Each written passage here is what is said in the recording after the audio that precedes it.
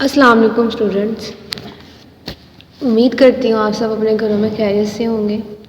जैसा कि आप सब जानते हैं, कोविड-19 की वजह से एक दफ़ा फिर से स्कूल बंद हो गए हैं। हालात को मद्देनज़र रखते हुए हमने एक दफ़ा फिर से अपने प्रीवियस ईयर की तरह ऑनलाइन क्लासेस का आगाज़ किया है। आज हम स्टार्ट करेंगे अपना lecture number 1, class 6, subject geography, chapter number 1, earth as a planet.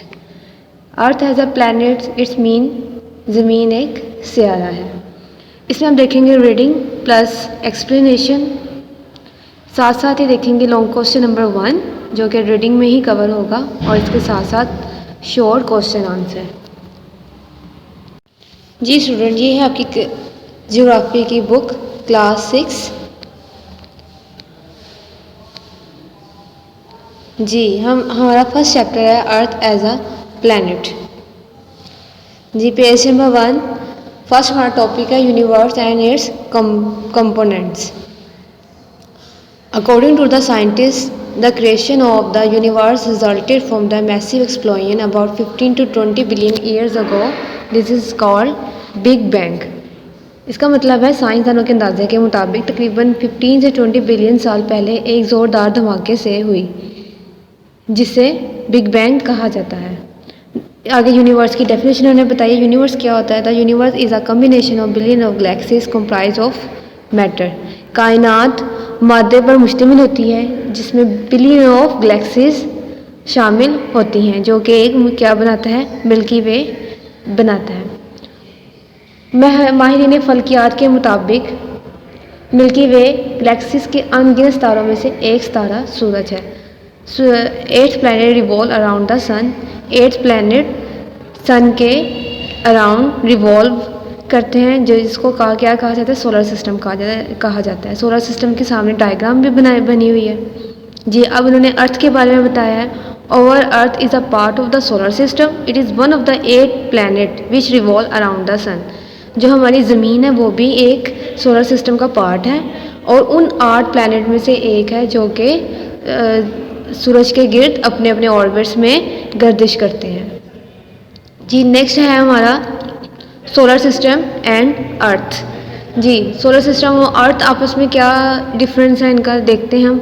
जो सोलर सिस्टम होता है इसमें तकरीबन 8 जो प्लैनेट्स होते हैं वो अपने अपने मदार में इसमें इनके अपने अपने ऑर्बिट्स में सूरज के गिर्द गर्दिश कर रहे होते हैं, जिसका आगाज़ तकरीबन आज से 5 बिलियन ईयर्स पहले हो चुका है। जी इसके अलावा ये आप देखें, ये सन है और उसके अपने ऑर्बिट्स बने हुए हैं और 8 जो प्लैनेट्स हैं वो अपने अपने ऑर्बिट्स के गिर्द सूरज के गिर्द गर्दिश कर रहे हैं अपने अपने ऑर्बिट्स में। जी नेक्स्ट है आपका सन। सन क्या होता है? सन सबको पता है, सन एक ब्राइट स्टार्स है। ये it is comprise of hydrogen helium gases. ये हाइड्रोजन और हेलियम गैसेस का मजमूआ होता है। इसका जो आउटर टेम्परेचर होता है वो तकरीबन 6000 सेंटीग्रेड होता है। जी नेक्स्ट है आपका प्लैनेट। प्लैनेट क्या होता है? सूरज के गिर्द जो अपने अपने मदार में गर्दिश करने वाले सियारे होते हैं, रोशनी, वो सियारे सूरज से रोशनी और हरारत अपने हासिल करते हैं। Over earth is one of this planet. जो हमारी ज़मीन है वो भी इन्हीं प्लैनेट्स का एक पार्ट है, जो कि सूरज के गिर्द अपना एक चक्कर 365 डेज और 6 आवर्स में कंप्लीट करती है। आगे इन्होंने प्लैनेट्स इन्होंने ग्राफ बनाया हुआ जिसमें इन्होंने टेबल बनाया जिसमें इन्होंने आपको बताया है कि प्लैनेट्स कौन कौन से होते हैं, उनका डिस्टेंस कितना है सन से, मिलियन किलोमीटर में बताया हुआ है। उसके बाद जो उनका पीरियड ऑफ रेवोल्यूशन है अराउंड द सन वो कितने डेज में है। जी नेक्स्ट आपका है सी। आपका टॉपिक है shape and the size of the अर्थ। किस ज़मीन की शक्ल और जिसामत क्या होती है? जैसा कि आप सबको पता है कि हमने बचपन से पढ़ा है कि ज़मीन की शक्ल क्या होती है? गोल होती है। जी earth is round like a football. Football आपने देखी होगी ना, सबने फुटबॉल देखी होगी। तो ज़मीन की शक्ल जो होती है वो फुटबॉल की तरह होती है। If we travel is any direction of the earth so we will reach the same place from where we started over journey. उन्होंने एक एग्जांपल ली हुई है कि ज़मीन की शक्ल गोल किस तरह होती है कि अगर हम ज़मीन के एक कॉर्नर से दूसरे की तरफ सफ़र करें तो हम वापस अब जहाँ से हमने स्टार्ट किया होती है अपनी जर्नी, वहीं पे आके दोबारा से खड़े हो जाती हैं। बहुत से कदीम ज़माने में वो पुराने वक्त के लोगों ने तजुर्बात किए हैं, एक्सपेरिमेंट किए हैं, जिससे हमें ये पता चला है कि ज़मीन की शक्ल गोल है। मुख्तलिफ सेटेलाइट के ज़रिए ऊपर से ज़मीन की मुख्तलिफ सियारों से जो पिक्चर्स बनाई गई हैं, उससे भी हमें पता चलता है कि ज़मीन की शक्ल गोल है। Size of the earth, next हमारा टॉपिक है साइज़ ऑफ द अर्थ। पहले हमने शेप ऑफ द अर्थ पढ़ी है कि ज़मीन की शक्ल गोल है। अब देखें यहाँ पे भी डायग्राम बनी हुई है, जिससे हमें पता चलता है कि ज़मीन की शक्ल गोल है।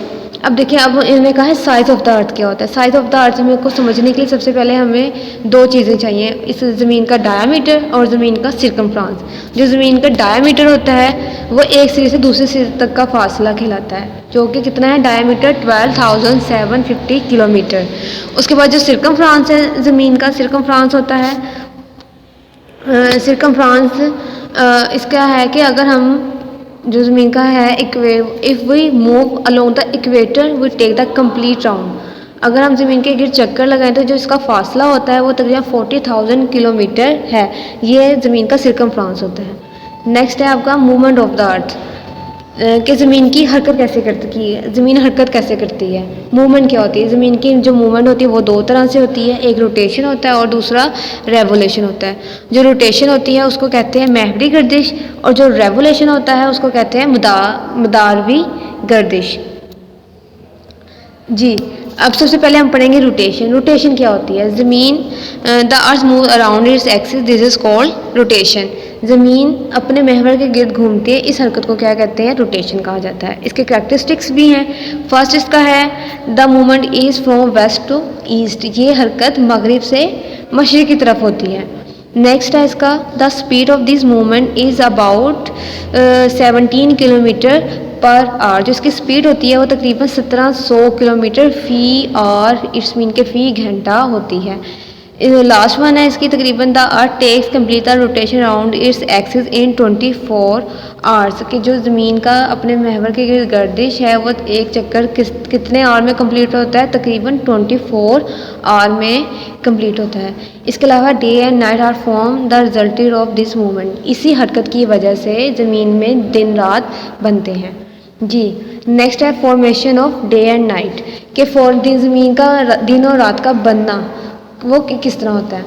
अगर हम देखा जाए, if a football is hanged, अगर फुटबॉल को रस्से की मदद से लटका दिया जाए और 5 फुट के डिस्टेंस से उस पर अगर टॉर्च से रोशनी फेंके तो फुटबॉल के आधे हिस्से पर रोशनी पड़ रही होती है और आधे हिस्से पर रोशनी नहीं पड़ रही होती। इसी की एग्जांपल हम ज़मीन से लेते हैं, ज़मीन और सूरज से लेते हैं। अगर सूरज की रोशनी ज़मीन के जो उस हिस्से पे पड़े, जिस हिस्से पे पड़ती है वहाँ पे दिन होता है। अगर जिस हिस्से पे सूरज की रोशनी नहीं पड़ रही होती है वहाँ पे क्या हम एक्सपीरियंस करते हैं, रात एक्सपीरियंस करते हैं।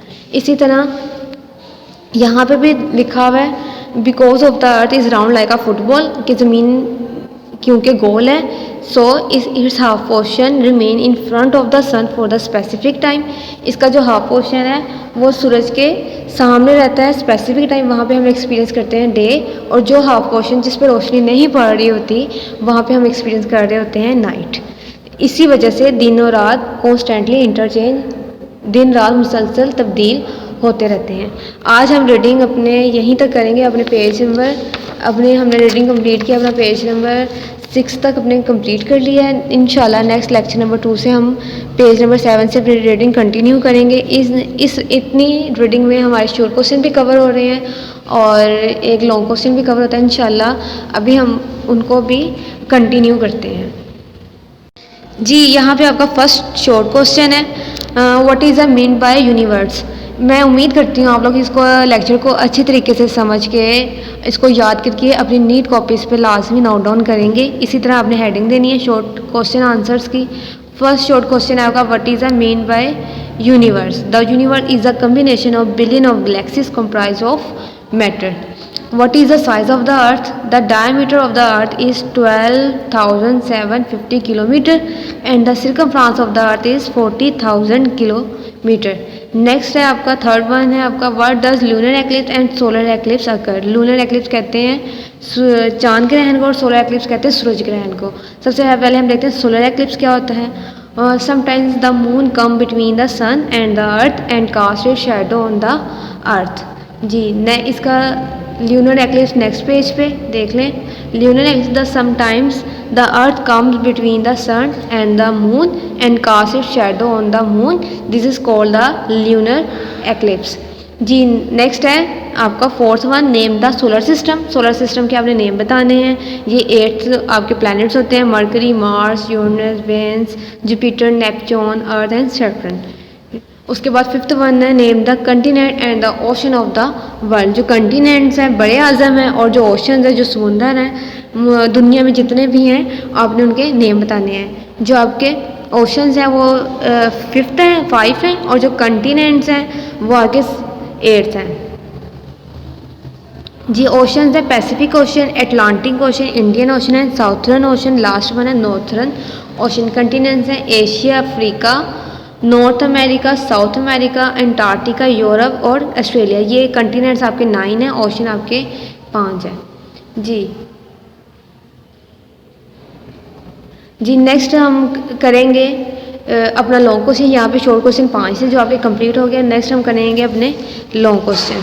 लॉन्ग क्वेश्चन नंबर 1 है आपका, define the rotation and the formation of day and night. इसका बुक नंबर पेज पे अगर आप देखें, पेज नंबर 5th पे देखें तो रोटेशन की वहाँ पे हेडिंग है, आपने रोटेशन की हेडिंग देनी है। The earth move around its axis, this is called rotation. ये हेडिंग देने के बाद आपने नेक्स्ट पेज पे आ जाना, पेज नंबर 7 पे। वहाँ पे आपने हेडिंग देनी है formation of day and night. यहाँ से आपने लिखना स्टार्ट करना है। उसके नेक्स्ट पैराग्राफ की नेक्स्ट सेकंड लाइन है, the earth is round like a football, its half portion remain in the front of the sun for the specific time. This half portion experience day while the other half portion experience night. Due to rotation the day and night are constantly interchange. जी students, ये आपने आज के lecture में अपने short question भी cover कर लिए हैं और लॉन्ग क्वेश्चन भी एक कवर कर लिया है। इंशाल्लाह लेक्चर नंबर 2 में हम अपने जो 2 लॉन्ग क्वेश्चन रह गए उसको कवर करेंगे और बुक वक को भी कवर करेंगे। उम्मीद करती हैं आपको आज का लेक्चर बहुत अच्छे से समझ आ गया होगा और आप इसको अच्छे से समझ कर इसको याद करके अपनी नीट कॉपीज़ पे नोट डाउन कर लेंगे। अल्लाह हाफिज़ स्टूडेंट।